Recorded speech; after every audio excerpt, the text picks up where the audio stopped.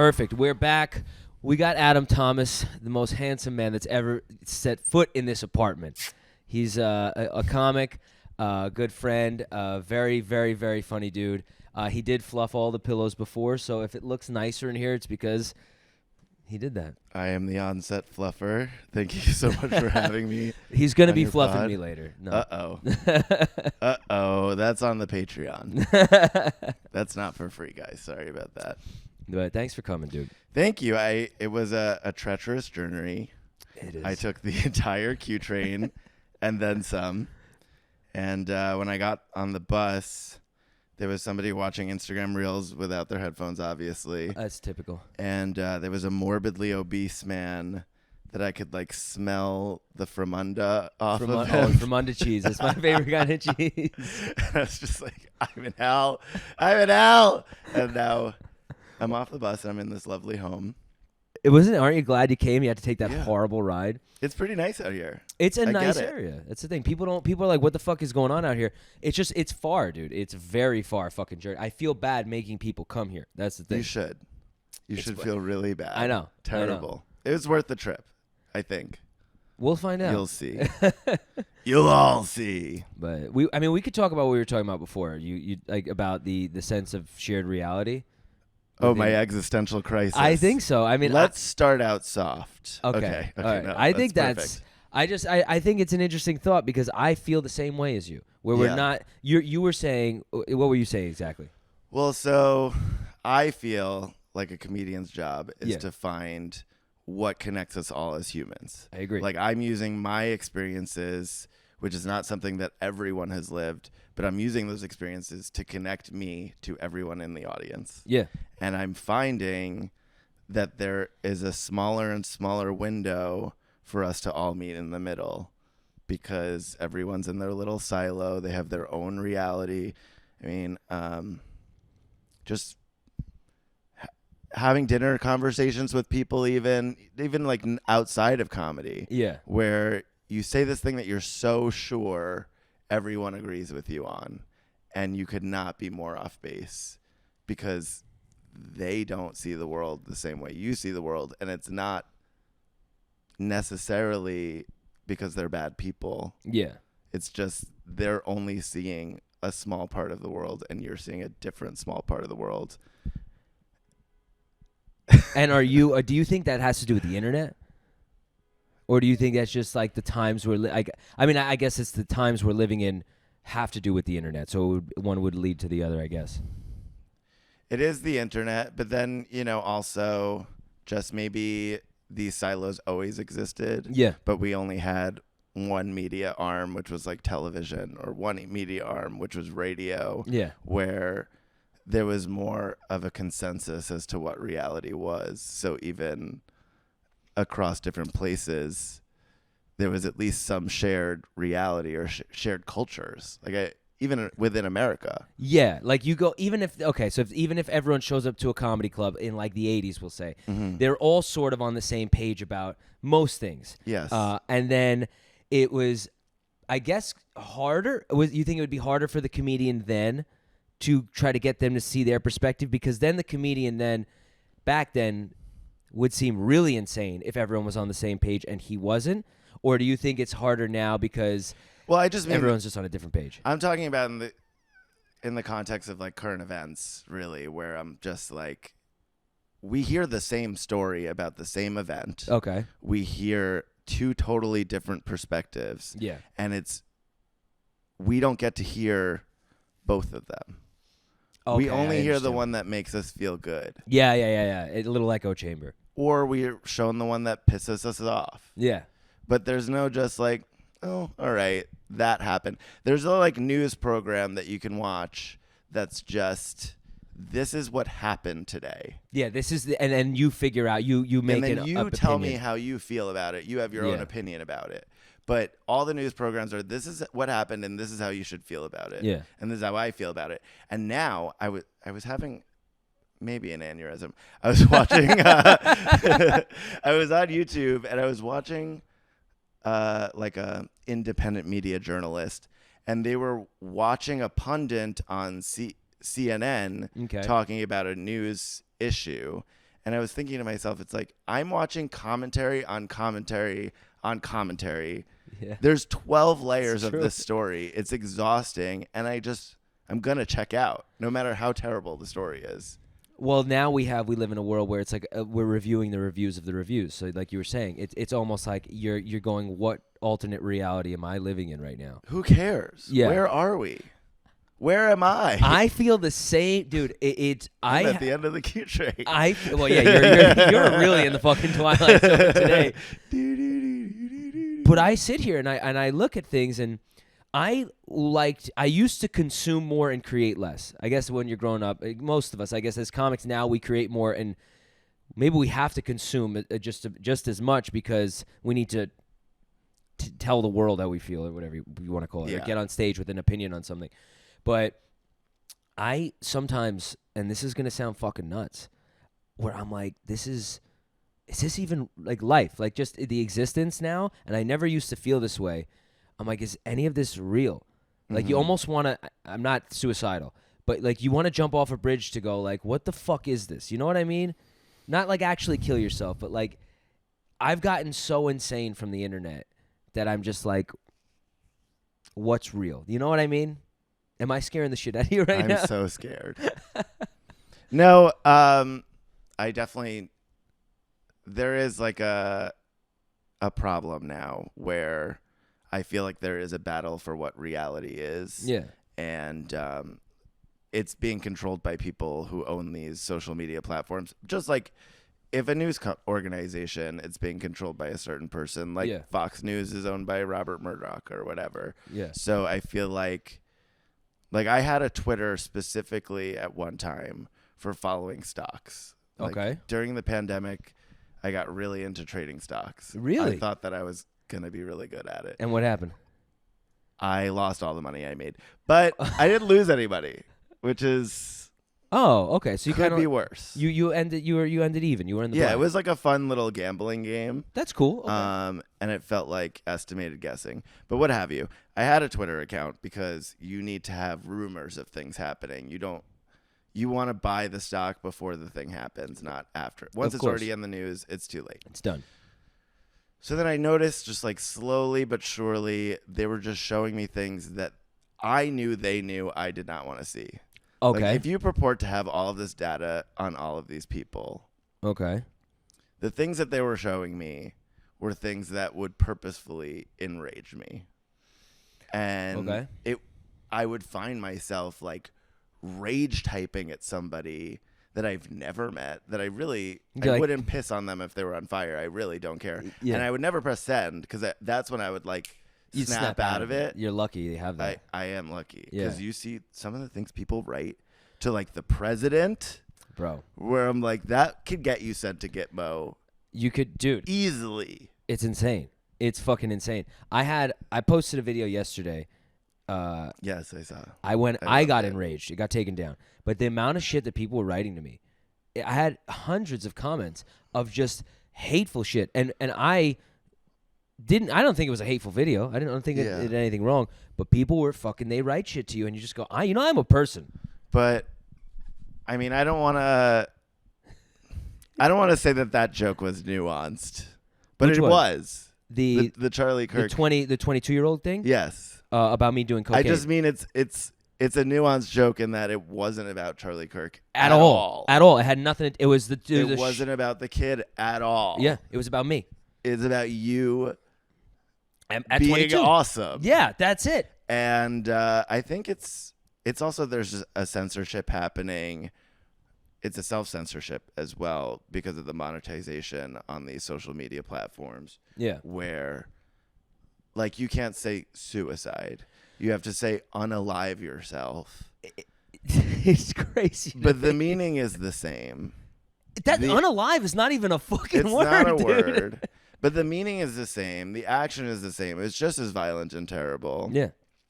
But in order to be monetized, these people say it this way, and then it's grooming the population to think that it's somehow wrong to just say the word suicide if that's what happened. Yeah. It's not a dirty word. No. And you're not fundamentally changing anything by just changing the word.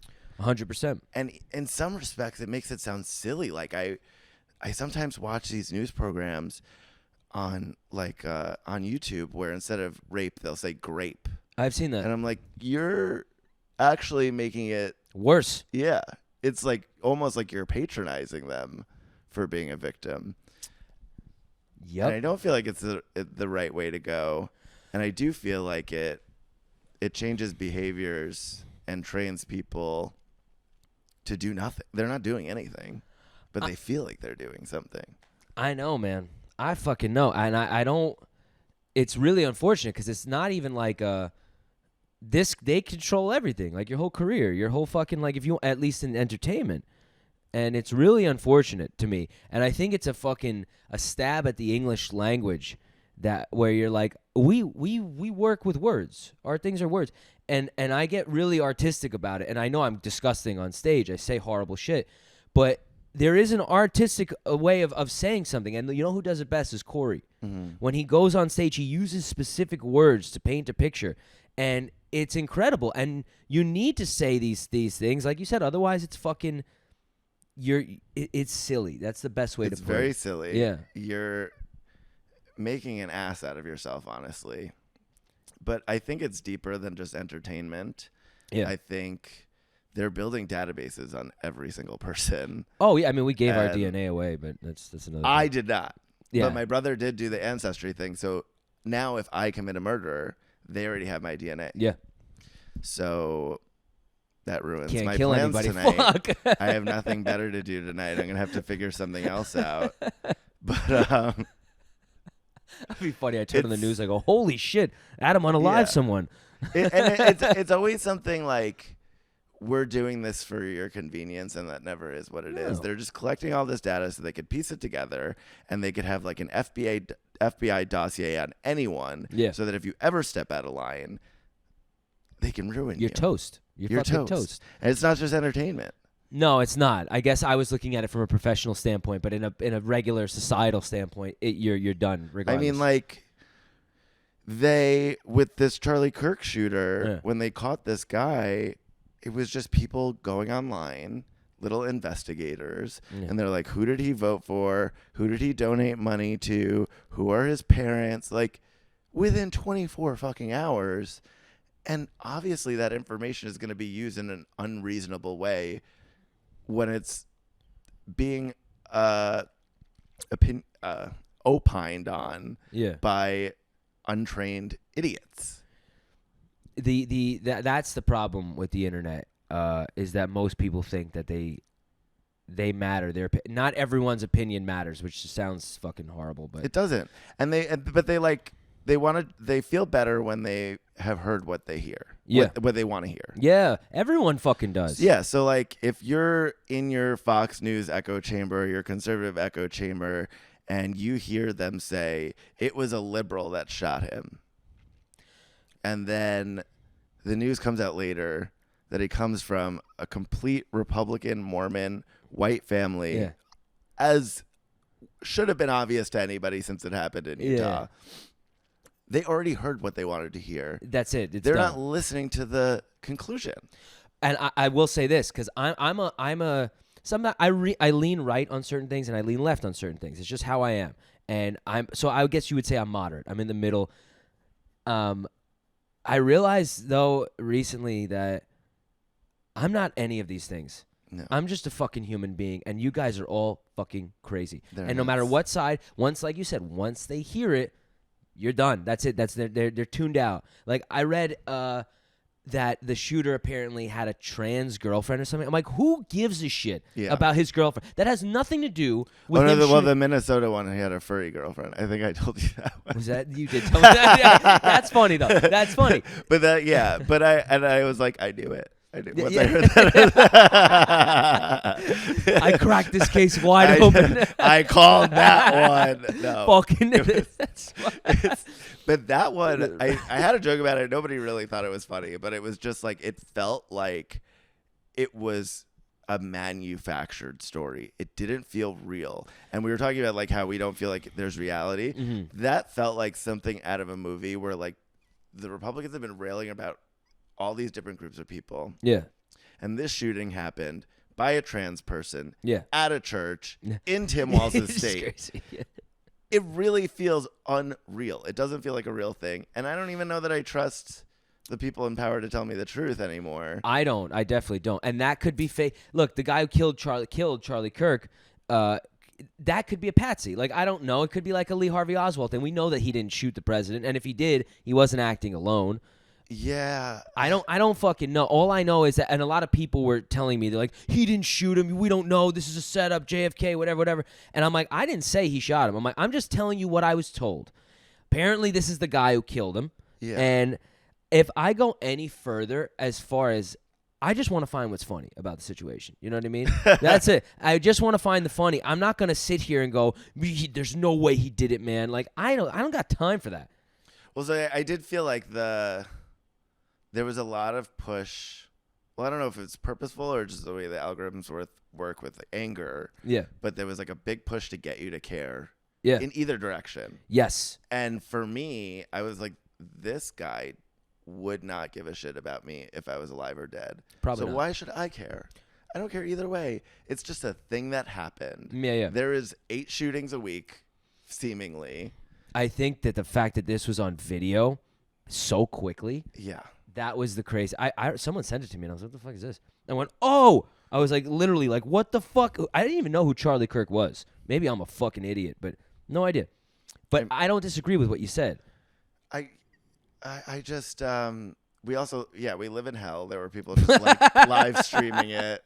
They're like, what's up, fam? Charlie Kirk's bleeding out under me. Follow me. Subscribe. That's a crazy follow, subscribe. thing. Like, that's really the future that we live in. That was like, do you ever watch Black Mirror? I've seen a couple episodes. There was one episode where it was about this future where like the future of punishment, where they would just like wipe your memory and put you in this like Disneyland of torture. Okay. Where like people would pay money to watch you being chased by like murderers and psychos, and they would wipe their memory every day and have them go through that every single day. Fuck, that's horrifying. But like they didn't necessarily remember what they did, like that they were bad people. So they were just getting tortured and they didn't know why. Yeah.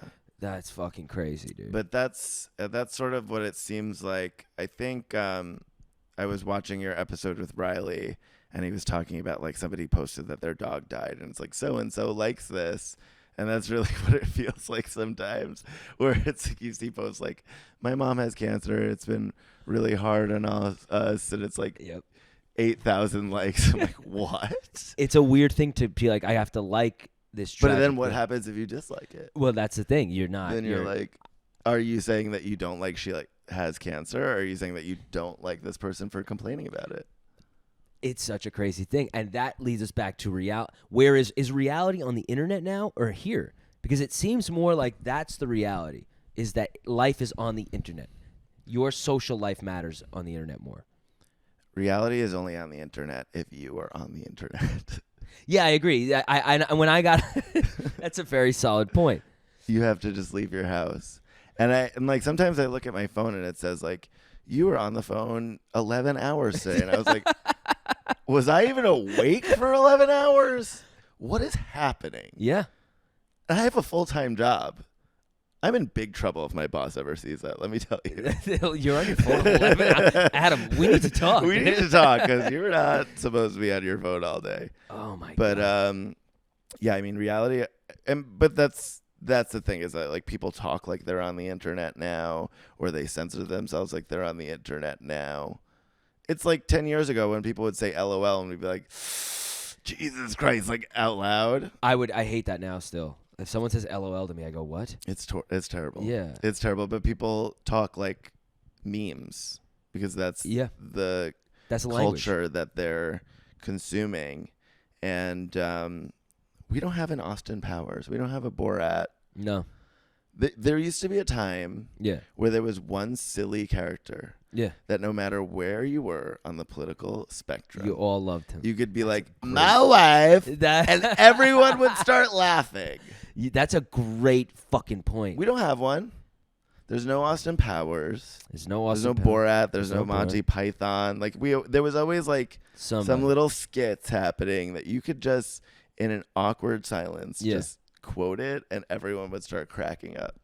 That is oh my God, dude. Urkel. That fucked my brain up just now. That's it's true. You could align on that no matter what. No matter what. No matter who you were. Everyone liked that. You could just say, "Did I do that?" And everyone would start laughing hysterically. Fuck me. Maybe that's what I'll change my act to be. That's what you should do. You should do fucking what's his name? Urkel. Urkel, there we go. Urkel. Yeah, that's not a good idea. No, that'd be terrible. Like, I got to do blackface now? What? Well, it might be coming back. Honestly, I don't know. I what's his face just did what the fuck is his name? Drewski. You saw he made a video, dude. Looked white. He was white, dude. It was crazy. He did white face. Yeah, it was fucking amazing. Well, so one of my favorite open mic experiences was this guy came in. I was hosting. This guy came in. He was Asian. Okay. He's from Canada. He just sounded like an American. He had a Canadian accent, whatever. Yeah. He goes into the room and has like an Asian caricature mask on before he meets anybody. And he's Asian? And he's Asian under the mask. But the mask was like a racist caricature of an Asian person. Okay. And he goes up and proceeds to do like a racist caricature of an Asian person. And I was cackling. Yeah. Because I knew that he was Asian. Yeah. But everyone in the audience was like, what the hell is happening? Yeah. Why is the host letting this happen? And he did it the whole time. He didn't take it off. He just got off the stage, left the room. I respect that. And I had that. to explain to everybody. I'm like, he's Asian under there. And everyone started laughing then. Oh, but before they were just clenching like. Now, let me ask you, because you host a lot. And you've been doing comedy for a while. What do you think? Like, if you're hosting and he wasn't Asian, what do you do? Do you think, like, just let it rock? So, in my experience, maybe it's just New York. Yeah. There was one time a guy went up and said the N-word. I remember. I heard that. And every single person after him went on to berate him for the 5 minutes of their set. Destroyed him. Just destroyed him. Yeah. And this is an older gentleman, the guy who said an older gentleman. Yeah. I've never seen him come back again. I think I saw him once more. Did he do the same joke again? Yeah. He goes, I don't know why I can't say it. Okay, it doesn't work, guys. Shame doesn't work. But I thought it worked. I thought we banished him. And he was like, no! My comedy, I can never come back. So he went back. You know what? Riley said to me, he's like, that. Remember I told you about the N-word guy? I was like, yeah. He goes, he's sitting right there. Good for him. Yeah. So he knows his brand. I mean, the way I see it, Jesus, you can't tackle someone off stage the second they say a word. But it's also, I'm a white guy. Yeah. So when people were like, that's what people were saying when I went back up. They were like, why didn't you say anything? And I was like, he's Asian. I'm white. I'm going to tell the Asian guy, you can't do that Asian joke. Yeah. That sounds ridiculous. No, you can't. And you also, unless someone, I think if you're using, I mean, I never would say the N-word on stage because I have a brain. But no, just in my car. Yeah, just in traffic. The doors locked and the windows closed and DMX is blasting. When I don't care when anyone says, I say it when I'm fucking listening to music. Anyone who says they don't is a fucking liar. They're a liar. You think we're going to say ninja? Yeah, no. When we're all by ourselves? Yeah, what are you going to do? It's a great song, all right? Yes. I'm not going to stop with every word, all right? Then you could fucking quote me on that. I don't give a shit. Anyway. I just hate everyone's lying. I've never said the N-word before. Fuck you. Yes, you have. Yes, you have. We all had the 50 Cent album. Yes, dude. We all did it. Yes. If you not in mixed company. 100%. 100%. And it just drives me crazy. So I need to say that. All right. This will haunt me in 10 years. I know, but whatever.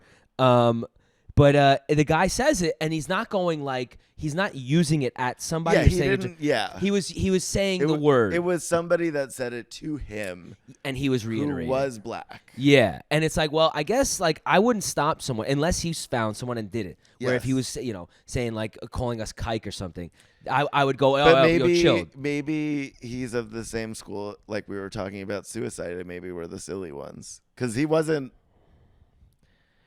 I mean, that's an argument too.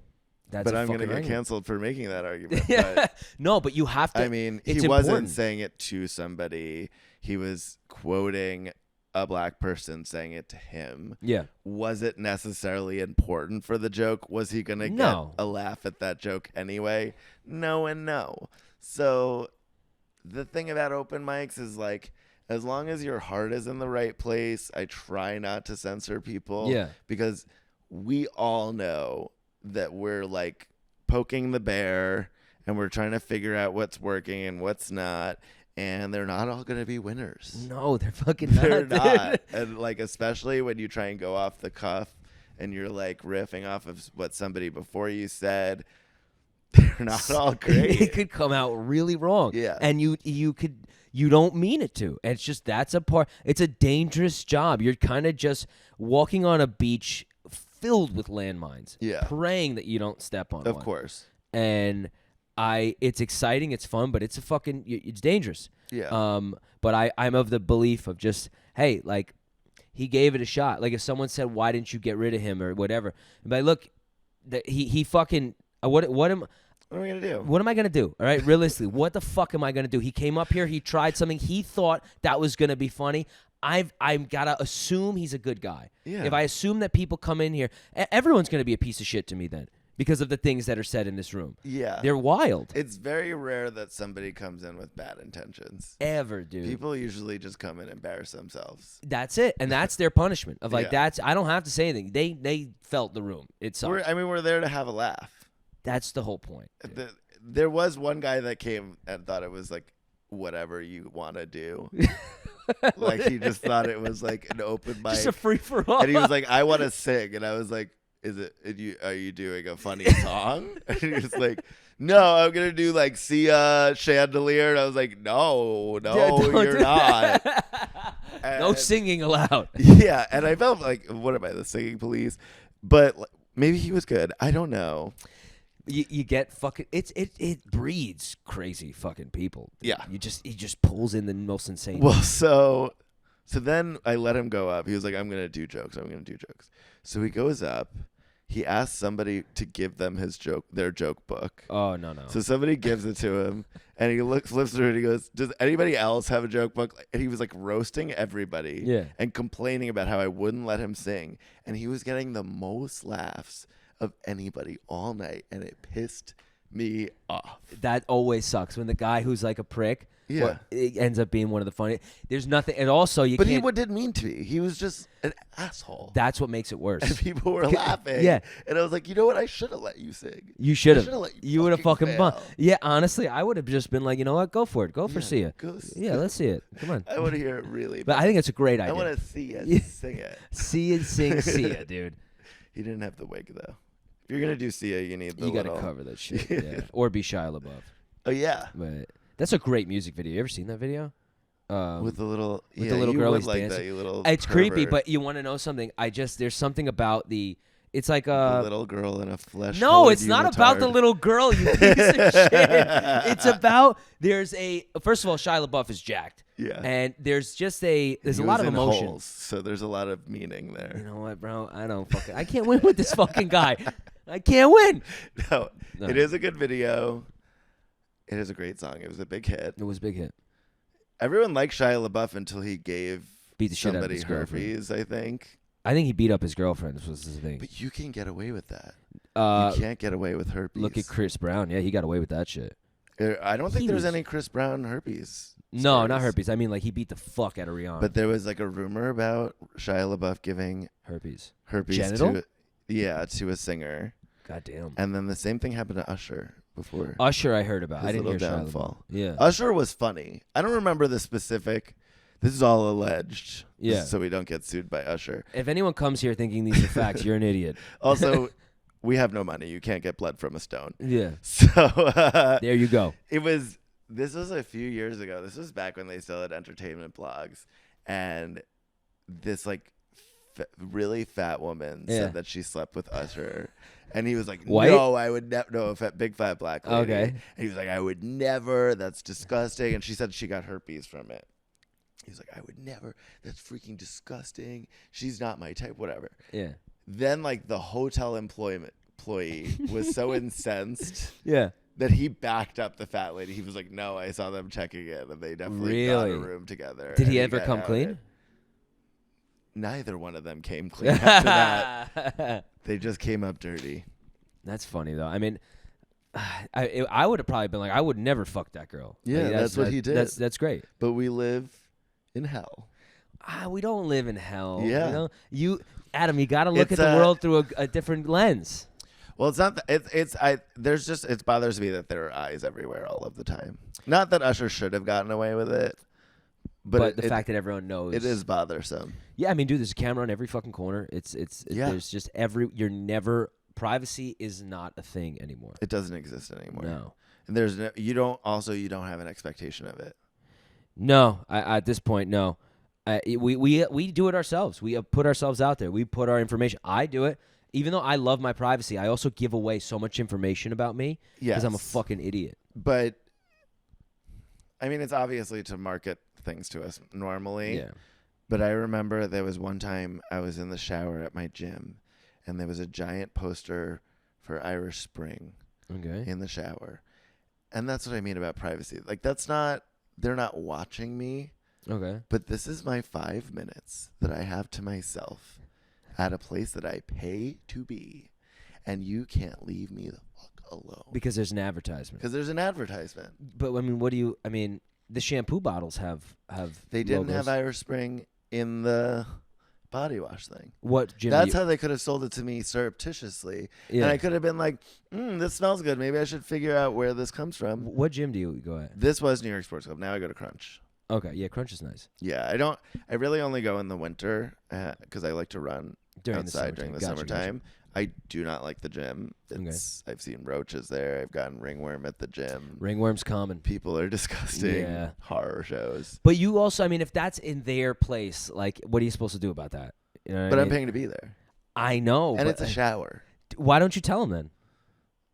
No. What do you mean, no? They should know. But why the fuck is there an advertisement in the shower? Because they probably get an extra $10 a month or what have you from the company to put it up there.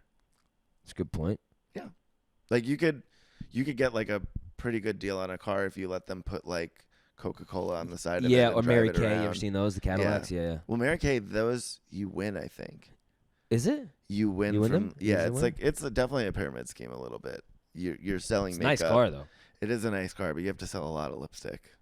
I mean, to get it Escalade. Yeah, I mean that's pretty fucking. Yeah, you do. That's a lot of fucking tubes of lipstick. Yeah, and like 100,000 tubes. I was trying to do this as a bit. It's not going to work for an audience. It only works at open mics. But I do feel like comedy is a little bit of a pyramid scheme. What do you sometimes? When we're first starting, okay, like all these producers are trying to get us to bring people to the room because nobody's going to come see a room full of nobodies. Mm-hmm. The producer is only doing it most of the time to get themselves up there and make money. Yeah, but I produce a show. Trust me. I don't make money on my shows. You don't make a lot of money. I lose money. You don't make a lot of money with these nobodies, and they the club is just trying to sell alcohol. Yeah, we get nothing. Nothing. It's very rare that I'm paid what I'm bringing to the table. Like I did one show. I brought 25 people because it was my first show, and I was so excited about it. Yeah. I brought 25 people to do a show at Gotham, and I asked for a glass of champagne, and they said that'll be $12. Oh, for that Andy Angle? Like, fuck. Yeah. No names. Fuck him. I said he it. Sucks. But I had to pay for my champagne when I brought That's in insane. Probably $5,000 into the door. For a glass from like a $10 bottle. You're right. It is a pyramid scheme. When you first start, you're gonna. You know what your reward is? You're gonna perform at Gotham. Dude. Yeah, that's amazing. That's it. And you're gonna get a great tape. Look at that. Everyone's gonna be so excited to see you. You're gonna get a great tape of your first fucking show, which is gonna. Suck. Yeah. You suck at your first show. Not you. I'm not saying. I was really good. I sucked at mine. I was amazing. I actually, if I was bad, I think I probably would have quit because it was a class show. Okay, that's a good point. It was me getting my feet wet. What I mean is that now? Yeah, way better. You're so much better. So much better. Yeah. 2 years in. You wouldn't use that tape that you have. Never. No. The material was all right. Yeah. Because I worked on that 5 minutes for 2 months. Yeah. With like a coach. Yeah. Going through it with a fine-tooth comb. But I definitely, my demeanor, how comfortable I am on stage, different person, how I carry myself. I was doing like I didn't know what to do with my hands for a long time. I don't have like a performance background at all. It was just I had to start doing it. That's a lot of people I know. That's the hardest part for a lot of people. Like the writing, like you're a great writer, and Joe's a great writer, and there are other people that are fantastic writers, but they being on stage was the most mind-boggling experience. Well, so I mean, I think I'm trying to find my voice still, but I know in the beginning I was trying to be like a Mitch Hedberg. Yeah, I tried to be very monotone, and nobody was feeling that at all. I can't imagine you doing that. I can't imagine you. You and are neither could anyone else. Dude, Nobody you are was like they fucking hate it. It was when I first started, and then I did it. It was my first open mic, and I like the class that I was taking. Everyone was laughing at my stuff, so I was like, "Oh, I'm gonna do great at this first open mic. I'm gonna be so funny. I have all these jokes that I fucking bombed." There was one guy that was rooting for me and laughing, so I didn't completely bomb. Yeah. There was one guy that was like, "There's something here." I see what you're like, seeing. The rest was just, it was at the stand. The rest of the people were just staring at me. Luckily, I went by myself. Yeah. But the second one, I killed. Okay. I did kind of pussy out, and I was just like, "Hey guys, I'm like having a little bit of a panic attack here, so just like." That's sometimes when you say it and put it out there, it puts them at ease, and they go, "Oh, okay." Yeah. Otherwise, they think you're a fucking weirdo. Like, what's happening right now? There's that, and like, it's like a shark. Like, they don't know we're more scared of them than they are of us. I think that's honestly that's a really good point. Like, they no one wants you to go up there and fail. They paid money. They want to have fun. They want to have a good They time. want you to be good. They did not come to be miserable. Yeah, for 99% of the time. There's always that 1% where you're like, okay, these people are fucking cocksuckers. Like, I'm genuinely doing well, and they just don't want to hear this. Yeah. Or, like I said, the different realities. Like, I thought I had a great Luigi Mangione joke. Yeah. What was it? I was doing that.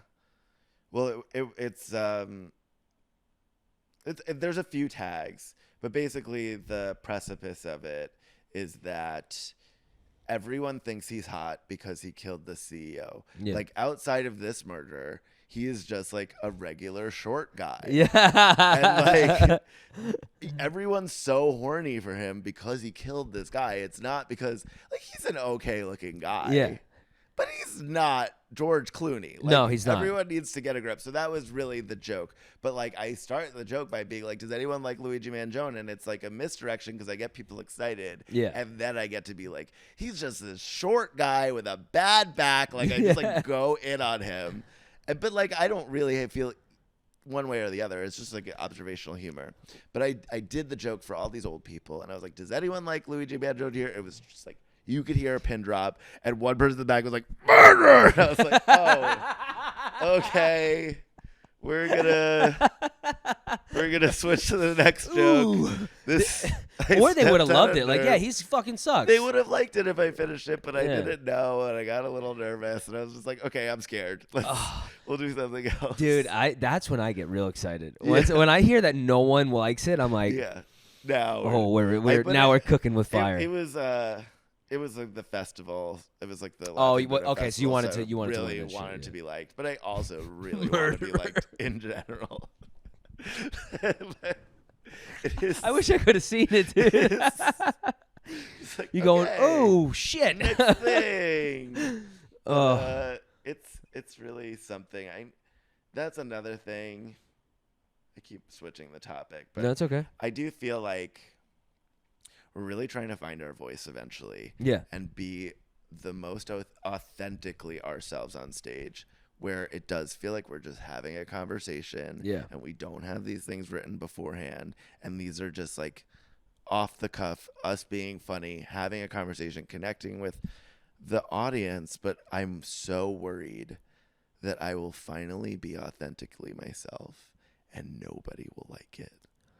I will just end up being like, I worked so hard to get to this point. Yeah. To finally be seen naked in front of you, and you hate it. You really that's a major fear of yours. Yeah. Can I tell you something? You want to see me naked? I don't want Okay, to. I'm gonna make you. Okay. I understand it. Yeah. And you couldn't be more wrong in your life. That you are, as far as I know you, which you're yourself. Anytime I've seen you, I've never seen you act any different. You've always come off just genuine, authentic, and you'd have to be out of your mind to think that people wouldn't like it. Okay, for you.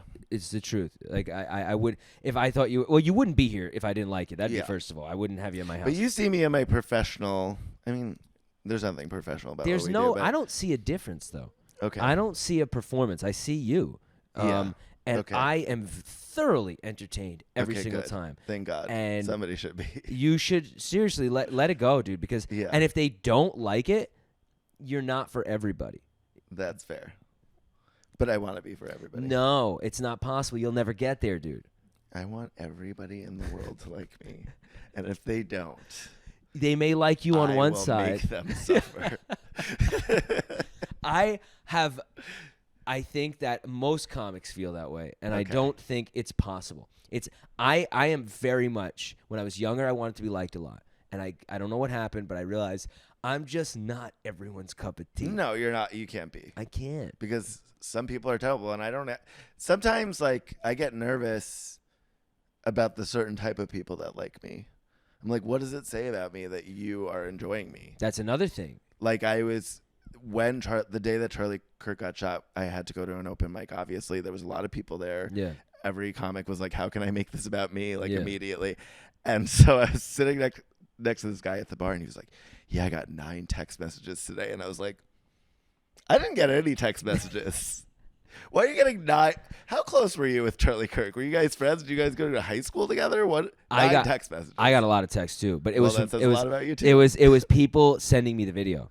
Oh, okay. It was people, not people going like, "Are you okay?" Like, I didn't know who he was. They were just texting you like, "I'm so hard right now." Dude, No, I opened the video up. I got multiple people sent it to me, and then I sent it to my dad. I was like, "You got to see this." Oh no. And my dad was like, "What the fuck?" I wonder if my dad watched it. My dad used to go on like Ogrish back in the day. I think he had watch those hunters getting eaten by lions. You know, that's a funny thing. That's an interesting crazy. I watch those videos. I follow an account, Nature is Metal. Okay. It's great. I mean, it's fucking. But that's been on the internet for a long time. Yeah. There was a whole bunch of websites. Do you remember? I think. Oh, you weren't at my mic the other day. I started talking about One Man, One Jar. Do you remember that? With the pickle jar he shoved up his ass? Yes. I thought that was fucking hysterical. It was when it popped, I went, "Oh! And then he doesn't scream. That's the most harrowing part of it. That he didn't is that he's completely silent. So I told that story on stage that I was like, and he didn't scream. And I was like, so what I'm trying to say is men used to be men. That's fucking good. Oh, how come I haven't heard that? It's like just last week. It's brand new. It came up to me. Dude. You're going to do the mic at 3 or no? Maybe I'll do it. Oh, please, I want to see it. Maybe on the way I'll decide to do it. That is so I have a few fucking new bits funny. that I'm working on. There's another one that I just like tested the temperature with it, and I think I have something where I was like, the only way that Donald Trump can possibly redeem himself now, because he's like pissed off a lot of people in his own base at this point, is if he was just like, "Just kidding, guys. That was a fascism drill, and we're cool. And now I'm gonna teach you how to not slip into fascism." Like if he was just like, "JK, guys. Just kidding. This is gonna all go back to normal," and then they would give him the Nobel Peace Prize. They'd be like, "He showed the world." I mean, what not to do. I like the premise. There's something there. Because there's something. It is fucking terrifying. I mean, as soon as I'm only going to talk about Charlie Kirk the rest of the day, but as soon as he got shot, they were on the news saying, "This is war, and the Democrats did this, and the Democrats own this." And I was like, you do not have a suspect. You don't know who did this. I agree. That's not right. Now, here's my thing. And this is me going, I'm in the middle on everything. Yeah. The Republicans, when Charlie Kirk got shot, I didn't know who he was. This wasn't a president who got shot. I didn't know who he was. Yeah. Okay? To me, the Republicans were making him seem like Jesus Christ. Yes. And that part was like, what's going on with this guy? Who the fuck is he? Was he a bad guy? I don't think so. Was he a good guy? I don't know. He was not bad enough to deserve to his get shot. demise. I agree. He was speaking his mind, and you're allowed to do that in this country. But he was not good enough for me to be cry worshipped over him. That's the other thing. And then you have the Democrats who were going, fuck, well, that's what happens with guns. I was like, well, a guy did get shot, and we all saw it. Yeah. Like, let's maybe tone that down, just for today. Like, why do we have to go into our camps? Let's just go, we all watched someone get murdered. This is fucking nuts. And it's just... Here's an argument I'm going to make that's really, really, no one's going to like this. When George Floyd was killed, oh, God. the Republicans didn't give a shit. No. They didn't care. Let's just move that out. Oh. Yeah, sorry about that. By the way, how much time do we got? 45. The Republicans did not give a shit. It was horrible. I thought that Derek Chauvin, whatever the officer's name was, should have gone to jail. I think killed. I don't give a fuck what they did with him. He was a piece of shit. I don't think there should be statues of George Floyd. I don't know who the fuck this guy is that he ended up. There's nothing there. You know what I'm saying? I don't think there should be statues of Charlie Kirk. You know what I'm saying? No. Like, I just think that we glorify whatever side we think. The world has gone mad. It's gone mad. Both sides are insane. People think they need to pick something. Yeah, this is a hero. It's like, I don't know if Charlie Kirk was a hero. I don't know if George Floyd was a hero. I think we're all just glamorizing whatever side works best for us. You know what I mean? The person on that. For sure. But I do find that they are seeing a version of reality that we are not seeing. I guess. Where, like, the people who were glorifying Charlie Kirk, there are people who see it him being glorified in the news. Yeah. Because they're only seeing the whitewashed version of who he was when he was alive. Yeah. And they're like, oh, that's so terrible. He had 2 kids. He had a wife. And I Which was like, does suck. John Wayne Gacy had 2 kids and a wife. Oh, my, that's a. I'm just saying. I'm not saying he's John Wayne Gacy. But, like, him having 2 kids and a wife is not who he was. I don't know who he part was. of him. Yeah, yes, that's the other thing. I obviously feel terrible for them. Yeah, it sucks for them. It really terrible does. for them. And like, I'm gonna reiterate. But it's nuance. There's no nuance. There's always that. You pick one side, you pick the other, and everyone digs their heels in, and there's nobody like trying to compromise. That's the thing, dude. That's why I like hanging out with comics, at least the normal ones, or halfway normal, where you go, you're just normal. They're normal to me because Normal's they're boring. I know, but when my version of normal is actually really exciting because Yeah. it's the normal that you go, you look at this side and you go, let me look at it from that angle, let me look at it from this angle, and you're like, okay, I can see that, and I can see that. But you just got to keep flip-flopping. And people think if you're flip-flopping, you have no stance on this. It's like, actually, no, I have the most... No, it's disconcerting when they're so aligned with one political party that they do not have their own opinion on anything ever. Charlie Kirk was against, I think, gay marriage, right? Sure, yeah. Yeah, I'm not. He also said in an interview that he thinks that women should never have to pay for a dinner on a date. I fucking totally agree with that. Yeah. You know, it's what I'm saying. Like, I don't agree with one thing, and I agree with the other. I agree with this. It's like, how the fuck? I know they're two different issues, but he said that women shouldn't have to pay for dinner on a date. Yeah, he goes, I think you're a beta if you're a man, and you're like, it's just my opinion. It's how I grew up. I think that nobody's going out to dinner with him without him paying. I'm just saying. And it's definitely true. And I don't. The thing about me is that I am gay. I know. So what? His opinion. Yeah. You're gay. He came out on this podcast. Holy shit. Just so everyone knows. So my opinion on who pays for dinner has nothing to do with anything. And I don't have a dog in the fight. Yeah, I know. And I don't care about that. I know. But I'm just making a point. I do just feel like he wouldn't piss on me if I was on fire. 100%. And so when I feel like there's a big push for me to care either way. Yeah. And maybe it's just my own internal pressure of just like, I am a comedian. I do feel like I need to comment on things that are happening around me. And I was like workshopping jokes right away. Oh, yeah. But I did feel like even lay people that are not in entertainment were like writing their deepest sympathies and changing their profile pictures to Charlie Kirk. And I'm like, you did not know this person. And he does not care about you. Yeah. And you look like a weirdo. It's odd. It was odd. It got very.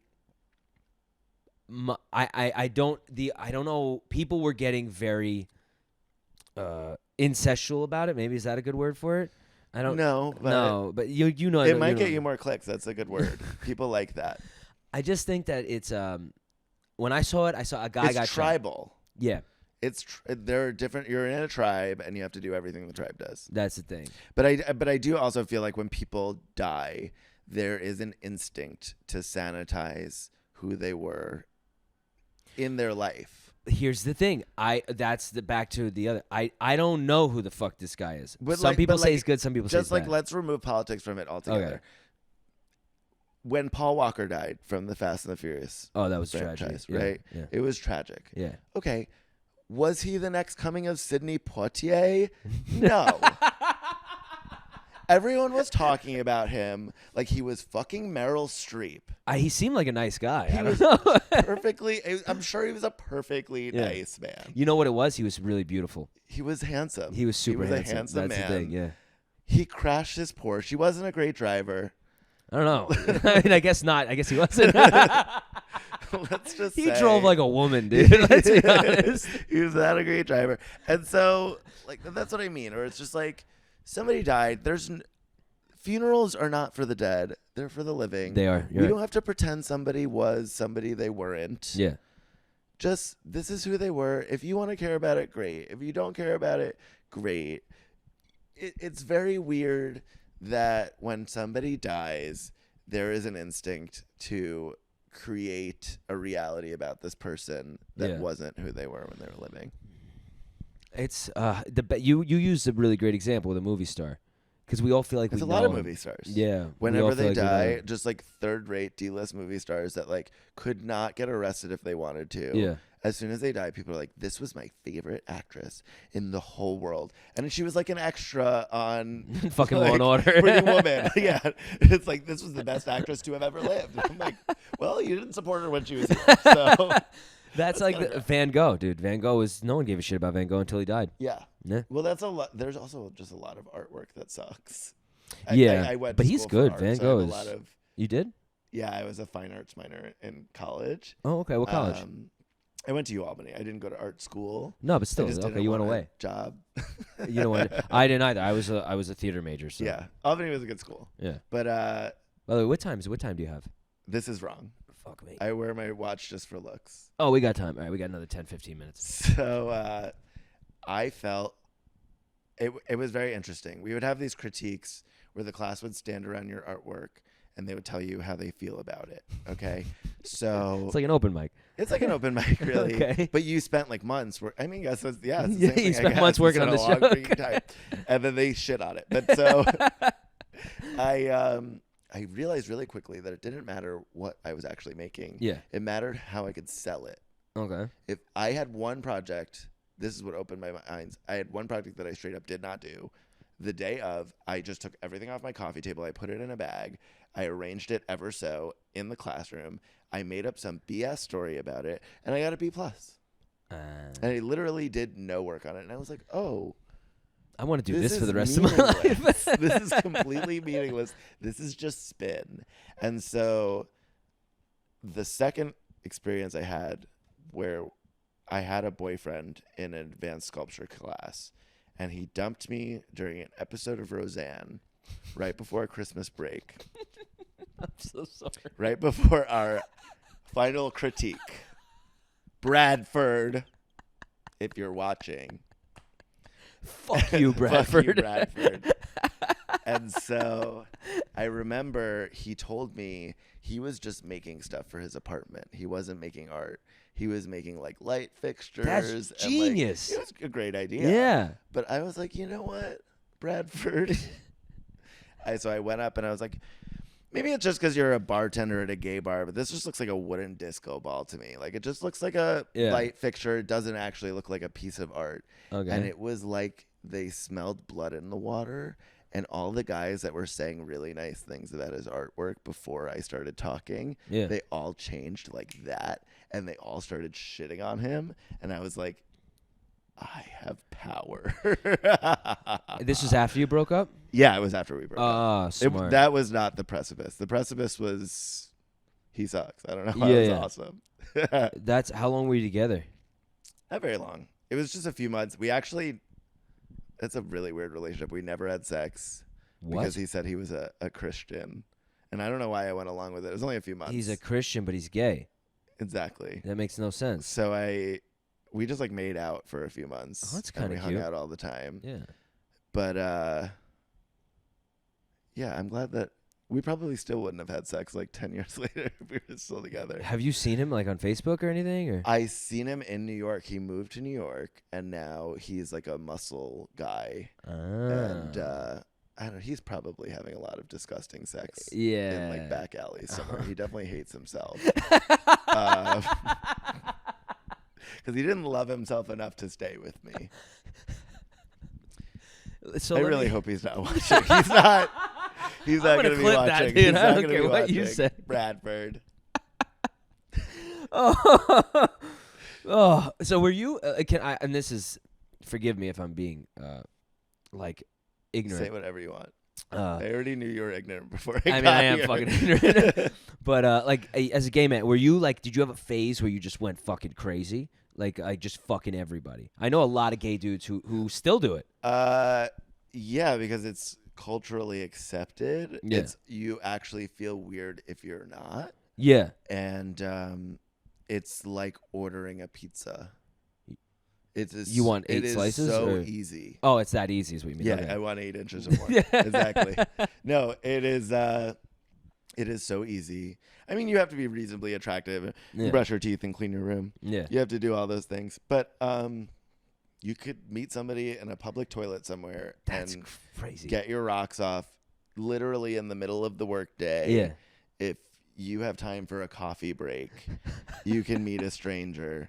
Like Eli was saying that to me the other day. He was like, I was like working from home and I was exhausted. He was like, it would be really great if somebody was sucking my dick right now. And I was like, I can make that happen for you, but it will not be a woman. Like, it is so easy. And so it did bother me because I do feel like I'm more of a heteronormative, old-fashioned person. You come off that way. Yeah, and it is difficult to make connections with people. Yeah. Because there's an expectation that I'm not going to be monogamous from the get. It's not like with straight couples, it's the outlier for you to be non-monogamous. Yeah. With gay couples, it's the outlier to be monogamous. And so I'm already only working from 10% of the male population when I'm picking somebody. That's a good point. Most of them are not monogamous. Then of that half, the other half is on crystal meth. So it's not great. That's a good point. Yeah, I mean, the gay community loves drugs. Dude. They love drugs. Well, because... And they get the best drugs. They've been rejected most of their lives by most of the people in their lives. So, like... That's one thing that never says no. Yeah, I agree. I mean, I agree with that, dude. I'm a big fan of drugs. But I was at a party. Somebody offered me a roofie. Gay men recreationally roofie themselves. You do it? I've done it. You've done GHB? I had a gay party. Yep. I used to work in L.A. I used to do task. This man roofied himself at a gay party. Yeah. We're revisiting this when the cameras turn off. I used to work, this gay couple found me. I was doing like bar back work. They did. Yeah, and they're like, hey, we're having a pride party. Do you mind working, just cleaning up drinks and shit? And I was like, fuck yeah, I need the money. And they were like, can you wear this? It was like a rainbow tank top. I was like, I don't give a fuck. I'll wear it. Yeah. I show up to the party, and I couldn't believe my eyes. Dude, it was gay-palooza. Like, it was just... cocks every I couldn't believe it. Like this was I'm like, and I'm not phobic in any way. I was just couldn't. I was like, this is interesting, and I'm watching everybody, and eventually in LA, I became known as the straight guy who will work the gay parties. There's a lot of them, dude. My number went around like wildfire. Great money. I made really good money, and they were really cool, and they weren't like make sure this is that. They were like, just like have fun, like just see he needs ice, whatever. I'm like, cool. And at one of the parties specifically, I had heard First time I did ketamine was with the guy who hired me at my first job. He's like, "You want to do some ketamine?" Literally, we did it. It was the whole party ended, and he's like, "You want to do some ketamine?" And I'm like, "I've never done it. Fuck yeah!" So we did that, and then at one party, this dude goes, "You want some G?" And I go, "The fuck is G?" And they go, "Well, it's the roofie drug." I'm like, "But you measure it out just enough where you feel like you're drunk." He goes, "Did you have?" And they were really nice. And I'm like, "I don't know if I want to roofie myself." They go, "Did you drink anything?" I said, "No, I didn't have a drink." Really careful, yeah. He go, "All right." He goes, "I'll give you half a dose." And I've met this guy before, so I was like, "All right, I hope I'm not making a horrible decision here." And I took half, and if I had known it was this easy, it was that easy. Dude. I mean, I love drugs, and I was like, I want to try this. See what this is about. And I was drunk, dude, like a full drunk for 1 hour, and snapped out of it. Yeah, and you don't have a hangover. Nothing. And you don't get fat. And that's what they were telling me. And I'm like, this is brilliant. They all have body dysmorphia, dude. And I did roofies with a bunch of gay men, and so I get it. It's fun. It's fun time. Fun time, dude. You are too trustworthy, actually. I know. I have a problem with that. I don't even trust gay men that much. I know. That is terrible. I know, dude. No, I remember somebody offered me it, and I was just like, why would I do that? He's like, he was just like, no, it's not like how it hits women. It affects men differently. And I was like, I don't need to know how. But thank you. Most of the time, people don't ask first, so I appreciate you asking. Yeah, they just put it in. But I had a friend. He was at a party, and they were keeping it in like an eyedropper. Yep. And he didn't ask and just went like this, and he had bloodshot eyes for like 3 weeks, and he was high for the entire day because he roofied his own eyeballs. That's horrifying. And there's all these like capillaries in there. Why would he do that?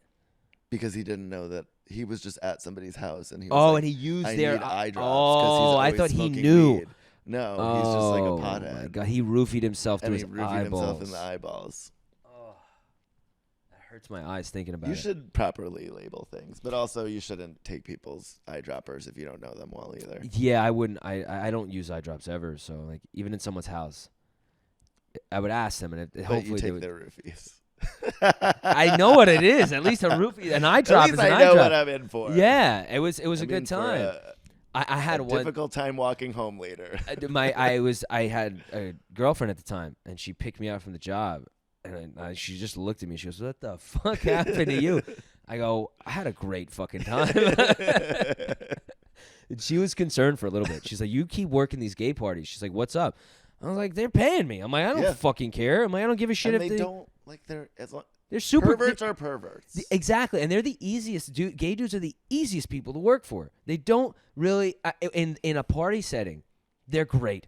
They're better than any, like a woman. If you're working for a woman, no, I'm a pretty easy person to work for. As long as I really don't care how I'm not like particular about the way you do things. Yeah, like, just get it done. As long as you get it done. Yeah, I don't like people breathing down my neck. I'm not gonna breathe down your neck. Do your job. Nobody complains. We don't have a problem. Yeah, 1, 2, done. But definitely, there are predators in every industry of all different types. Definitely. Bar industry and restaurant industry. I've never thought, and this is the beauty of being a man, I never have a drink and think maybe someone roofied me. And as a woman, you got to think about that every time you're out. I did this joke for a bunch of women once. I don't do it at the open mics a lot because it's usually all men, but it's that I think you had to do something really bad in your former life to be born a woman. Because it's so terrible and so terrifying. And you're just like constantly running. Yeah. There's fear and danger on every fucking corner. Every time, like, Piali, I know Piali. She's but not everyone, not the audience. She's a big boobied comedian. And she's very funny. Yeah. And every time she posts a picture with me, I have like 5 Indian men in my DMs. Like boobies. Yeah, like tell me about her. Where does she live? Is she really Indian? Like ask her. What? Yeah. But I can't imagine for every 5 that I get, she's probably getting 30. I posted one of me like jokingly motorboating her. Like it was not even close to her chest at all, but it's just like a simulating me doing it. Yeah. And some Indian guy was in her DMs like, "Oh, you let a white guy do it." And it's like, Who the fuck are you? Who are you? You are an internet stranger. That's insane. And this is a gay white guy, and he's not even touching me, and we know each other for 2 years. And the fucking fact that you even have to say any of that. It's her Instagram. Who the fuck cares who you are? Who the fuck are you? But and whenever I do shows with my female comic friends, I'll get messages from guys that are like, that was really funny. You were really great tonight. Yeah. You were in the pocket, whatever. They get messages like, you looked great tonight, or you smelled amazing. That's so weird. That's so weird. Really, really. And like, you were funny. Yeah. Dude, I always grew up believing that women have it harder. However, as a man now, as they have it harder. It's changed. It's Nobody weird. has it easy now. Yeah, I think as far as like the money thing, I think in every other respect women have it harder. But when it comes to the money thing, if you don't have it or you can't support someone, or like, it's all on you as a guy. I mean, I know women make money, they have jobs and all that, but as far as society standards go. Well, I think that the issue is that women can take care of themselves now. Yeah. And men can't take care of both themselves and a woman now. Yeah. And men are still putting the pressure on themselves to be the breadwinner. Yeah. And it's not the reality that you're going to be the breadwinner necessarily. Dude, nobody can support a 2.5 kid household. It's impossible. On one income. I sit here and go, I just don't want to even be in a relationship because of that. I'm like, no. I can't afford to go to Chili's on Friday. I barely can to afford fucking toilet paper, and I don't want to bring someone else into this mess, dude. like just you're better off. I was wondering why that paper towels was in the bathroom. No, I'm kidding. Was there paper? No, I got fucking toilet paper today. I have it. God damn it, you scared me for a minute because there was a point where it was paper towel. Yeah. But yeah, dude, it's a weird thing about like the money. There's the expectation and the reality. It's crazy. And the reality is hitting people that we are not boomers. No. We don't live in the same reality. And they're like, you kids are so weird. And I'm like, well, look what we're putting up with. Yeah, we're fucked up. Of course we're fucked up. You're millennial, right? Yeah. Yes. We're millennial. But we're the weirdest generation because we remember a time where there wasn't technology, and we were raised with it. Does that make any sense? And we apparently, I read an article that we are the highest consumer of any generation of alcohol, millennials. Oh, which makes 100%. sense. Makes sense. But we were raised with a lot of media that was like showing us how cool it was. Yeah, we got the tail end. Like the Gen Z doesn't have that. No, like getting fucked up is not cool for them. No, like people would, like we were talking about with the Borat and the Austin Powers, like people would just sing Budweiser jingles to each other, like the frogs were like Budweiser. Oh, I remember that. Yeah. Budweiser, and why that? Like I still do that. Yeah. And like everyone would do that, and that was a beer commercial. Yeah. There is nothing like that now. Now they're shooting beers with guns because they're angry at it. I thought that was awesome, honestly. I thought that was fucking awesome. Just what was so psychotic about that was that they made it seem like they gave this person like free reign of the brand. They literally sent them one can with their name printed on it.